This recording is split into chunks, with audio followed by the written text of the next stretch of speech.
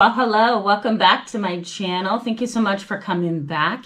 Today, I'm going to be pointing out a couple of things about sociopathic parents, but what I'm going to really zone in on in this video is how do you protect against a parent, a family member who is showing sociopathic traits? What do you do? This is a topic on my channel that has been really popular over the years. I've done multiple videos on this topic, as you can see in these videos right here, and a lot of views, a lot of people that has been drawn to those kind of videos. And at first I was like really excited when I first started out in my YouTube career, and then I changed and I started seeing all the views and all the comments on those particular videos as quite disturbing, because it told me one important thing, that you guys experience these kind of individuals in your relationships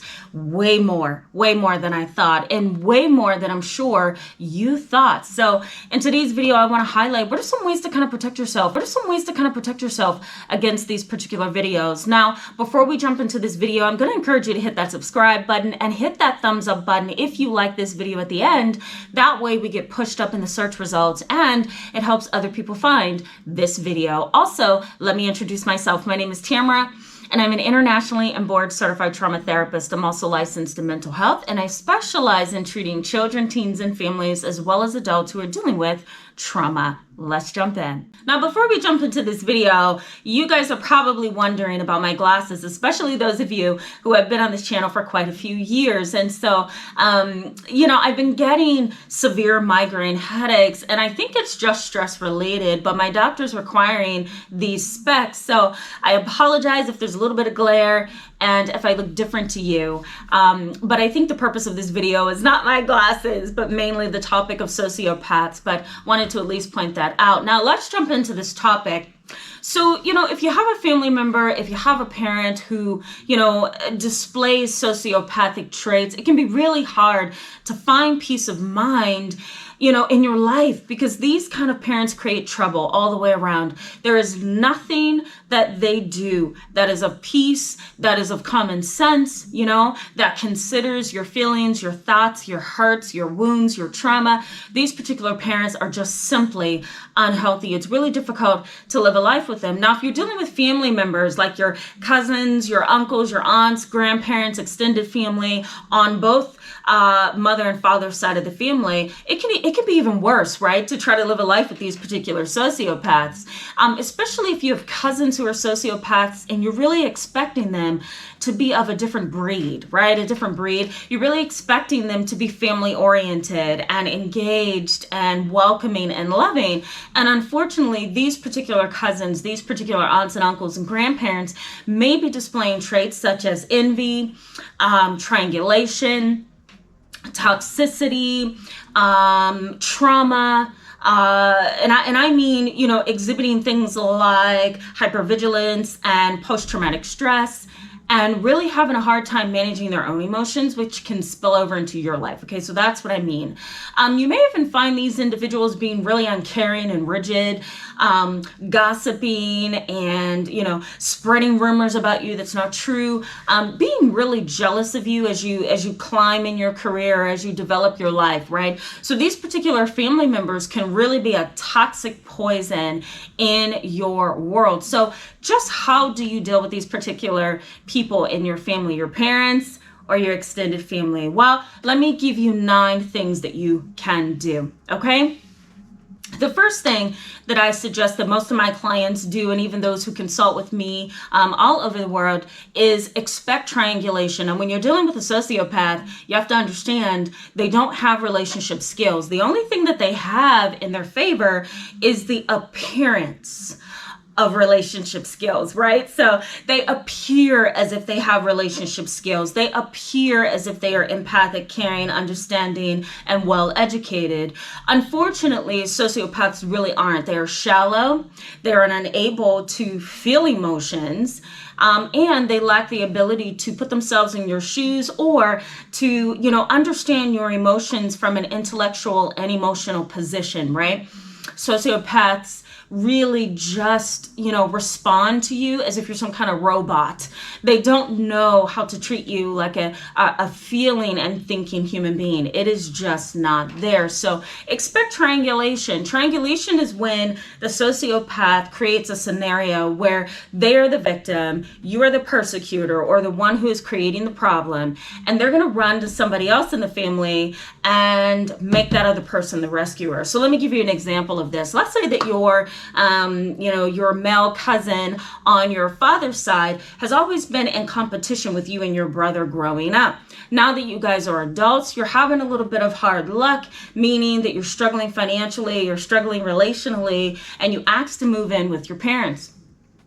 This male cousin may go to your parents and say, hey, you might want to know what she's doing or he's doing and why they really need to move in with you. It's not so much that they're down on luck. It's more so because they were dropped by their fiance, right?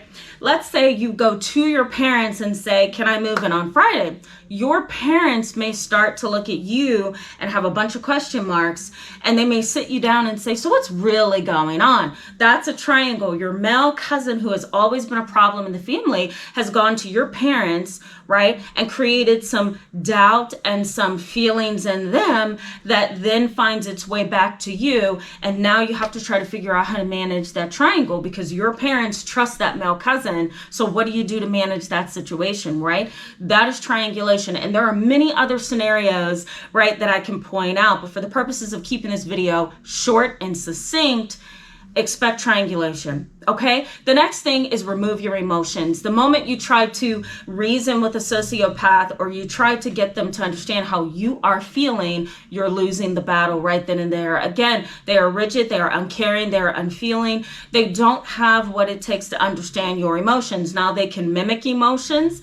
They can also express some shallow emotions, but there is a boundary to that, right? They don't have the ability to really feel what you're going through and understand on an intellectual and philosophical and existential level what you're going through. So showing your emotions and talking to them about how you're feeling is not going to get you anywhere. So remove your emotions. The next, don't try to reason with them, right? Sociopaths don't care what's bothering you. They also don't care what you think or what you feel. So, sitting down, trying to intellectualize things with them and reason and explain clearly doesn't always help. Now, sometimes if you're dealing with a situation that involves processes like a divorce or going to court or child custody or getting a job, you can kind of sit down with that sociopath and say, hey, look, here's what I'm thinking. Do you think we can make this work? But don't waste your time trying to explain things with or to the sociopath, because what's going to happen is that sociopath is going to backtrack. They're going to manipulate, try to find a way out, or they're going to get over on you and use you. They're always thinking ahead of you and they're always calculating. So don't try to reason with them. It's a waste of time. Next, protect your life. And what I mean by this is go online and make sure that all your social media accounts are protected, right?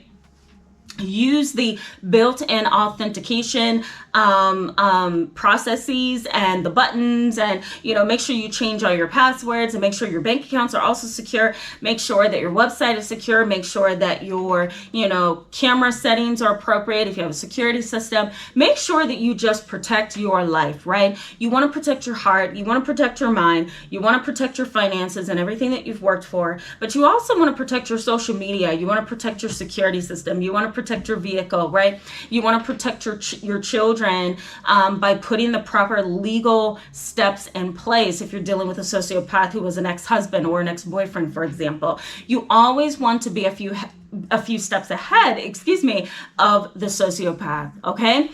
The next thing that I suggest is put boundaries around your world. So in other words, don't just be wide open to the sociopath's social network, to their family members, to their friends, to their neighbors. Because 9 times out of 10, you are most likely dealing with people who have become very manipulated and very fooled by the sociopath. So, you don't want to connect to that sociopath's family, friends, co-workers, right, neighbors, environment, because you're not really escaping the sociopath at that point, right? Just think about it. So, put boundaries around your world. That's the best way to go with that. Okay? The next thing is question everything. You have the right to question the sociopath. I don't care if this sociopath has been your dedicated cousin all your life. I don't care if this sociopath has been your honest, loving husband for years and he instantly changed. Whoever that person is in your life, question everything. Do you really love me? Do you really want my safety to be top priority? Do you really respect my boundaries and my limits, right? Do you really want to grow and change and be a part of my life in an authentic way and not a shallow way, a manipulative way, a controlling way, right? There's a process that you can engage in where, on this side of the world or this side of you, you're really focusing on being intellectual and being smart and being wise and privy and intuitive. But then on the flip side of that, you can also have a bunch of questions in the back of your mind subconsciously for that same individual. So you don't have to throw yourself all in, right, and just be trusting. You can have a little small piece of you that's questioning every single thing, okay? Next, don't fall prey to cognitive dissonance. Now, here's what happens. You may have a hard time kind of wrapping your mind around who they are as an individual. It may be really shocking. It may be really painful. And you actually may be in denial in some ways and maybe even in a bargaining stage, right? If I do this for you, can you do this for me? And I promise that I will ensure that I show you love as long as you show me love. You may be in that like bargaining stage with this person. If that's the case, you want to be really careful not to fall prey to cognitive dissonance. Here's what happens. You have two opposing views in your mind about that particular person. And because it's really difficult to fit both of those ideas of that person into the same situation or into the same category, you might drop one view in favor of the other. So let's say, for example, you have a really jealous husband. You never thought that you would marry somebody that would turn around and be envious of you, but now you see it, you have proof, you sense it, you feel it, right? You're feeling, you're intuitive, you get it. Your husband is envious of you. So now what do, right? Well, you may find that divorce is the best way to go. You may find that separation is the best way to go. Because your husband was so beautiful and so loving and so compassionate and so open on this side of things, you're having a really hard time believing that they're jealous, shallow, and very rude to you, very uncaring, very unempathic, right? I made up my own word there.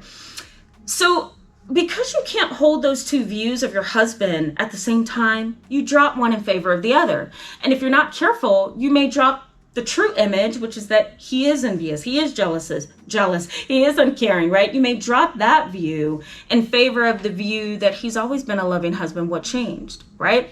And so you fall prey to the callousness of the sociopath because of cognitive dissonance. You can't hold those two opposing things at the same time.